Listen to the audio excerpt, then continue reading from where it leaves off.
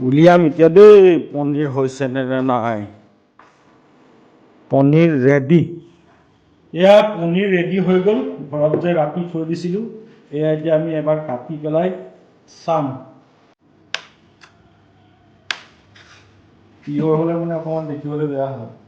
বুট দালিৰ লগত আৰু মটৰৰ লগত বনাই খাম। এইয়া হৈ গ'ল ঘৰৰ পনীৰ মটৰ ৰেডি হৈ গ'ল। খাবহে লাগে আৰু এতিয়া।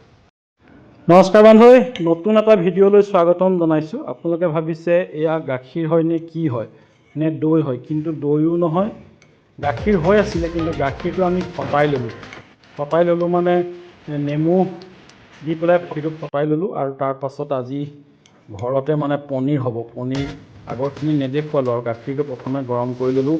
গৰম কৰাৰ পাছত অকণমান ঠাণ্ডা হোৱাৰ পাছত নেমু দি পেলাই এয়া গাখীৰখিনি ফালি ল'লোঁ। গাখীৰ ফালি ল'লোঁ। তাৰপাছত এতিয়া আমি চেকিম। চেকাৰ পাছতে পনীৰ হ'ব। পনীৰটো কেনেকৈ বনাই অকণমানকৈ ঘৰতে শিকিছোঁ। এয়া আমাৰ ঘৰৰ গাখীৰ। তাৰপাছতে এইটো বাল্টিং লৈ লৈছোঁ। এতিয়া চেকিব লাগিব। গামোচাখন ইয়াত পাৰি দিম। গামোচাখন এনেকৈ পাৰি লৈছোঁ। গামোচাখন ধুই লৈছোঁ, চিন্তা কৰিব নালাগে। গামোচাখন ধুই লৈছোঁ। তাৰপাছত এতিয়া আমি চেকি দিম আৰু বিপ্লৱকৈ চেকিম। ঘৰৰ পনীৰ মানে ঘৰতে হ'ব আৰু। তাৰপাছত পনীৰ বনোৱাটো মানে আগতে এবাৰ বনাইছিলোঁ, কিন্তু আজি ইয়াত প্ৰথমবাৰৰ কাৰণে মহে গাজিছে। পনীৰ হ'ব। হ'ল নাই গামোচা এনেকৈ বাল্টিত ফিটিং কৰি লৈছোঁ। এনেকৈ ওলমাইও থ'ব পাৰি প্ৰথমে চেকাৰ পাছত। আমি এতিয়া চেকি দিম। পানীখিনি মানে নেমু দিয়াৰ পাছত এনেকুৱা হৈ যায়। লাহে তাৰপাছত এইয়া দেখিছেনে? এইয়া ধুব লাগিব পানী দি, ঠাণ্ডা পানী দি। এইয়া পানী দি দিব লাগিব, ঠাণ্ডা পানী অলপ দি ধুই দিম। ঠাণ্ডাটো যাব লাগিব, সেইকাৰণে আৰু ধোৱাৰ পাছত এতিয়া খুলি দিয়া হয় এখন। পনীৰ হয় পনীৰ দেই। এতিয়া ঠাণ্ডা পানী তাত যিখিনি নেমু ৰস যে দিছিলোঁ, সেই নেমু ৰসটো নাইকিয়া হৈ যাব। কুকুৰটোৱে ভুকি আছে, ভাবিছে কি কাম কৰিছে বুলি কৈ। এতিয়া আমি ঠাণ্ডা পানীত এইখিনি ধুম অলপমান দেৰি দেই। এতিয়া আমি এয়া পানীখিনি পেলাই দিয়া। এয়া দেখিছে নাই, গাখীৰখিনিৰ পৰা এনেকুৱা পানী ওলাই গ'ল। তাৰপিছত এয়া গামোচাত আছে এইখিনি ফটা গাখীৰ আমি এতিয়া ধুনীয়াকৈ ঠাণ্ডা পানীত ধুম। ঠাণ্ডা পানীত ধুই দিম অলপমান। ধুই দিয়াৰ পাছত ধুনীয়াকৈ হৈ যাব। পনীৰৰ দামটো এইটো কাৰণেই বেছি। এতিয়া আমাৰ 4 লিটাৰমান গাখীৰ ফটাৰ পাছতহে ইমানকণমান মানে গাখীৰ ওলাইছে, ফটা গাখীৰ।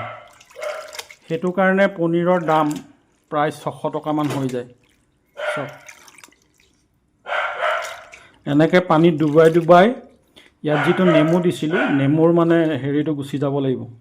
তাৰপাছত ওলমাই পেলাই থৈ দিব লাগিব। চেপি দিব লাগিব।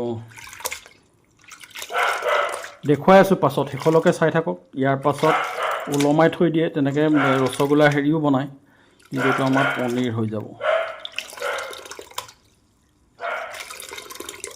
আৰু এবাৰ পানীটো দি লওঁ। পানী আৰু লৈ পেলাই আৰু অকণমান ধুই দিম। এনেকৈ ধুই চেপি দিয়া হওক, চেপি দিয়া। চাবা পানীটো, চেপি দিয়া, চেপা আৰু ডুবুৰাই লোৱা।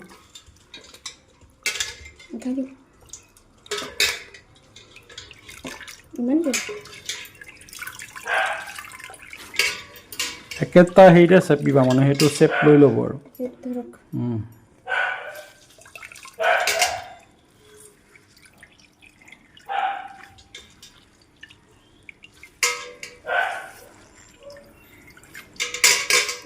ৰ'ব, আমাৰো ইমান অভিজ্ঞতা নাই, তথাপিতো বহুত দিনৰ আগতে এবাৰ বনাইছিলোঁ।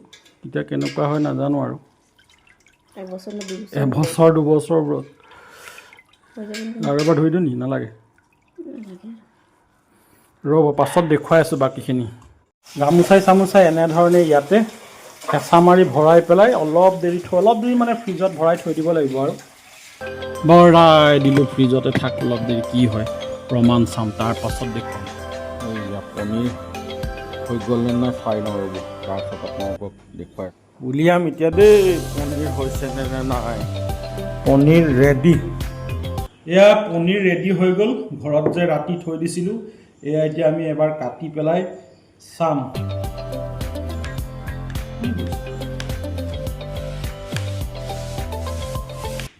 এতিয়া বুট দালিৰ লগত আৰু মটৰৰ লগত বনাই খাম।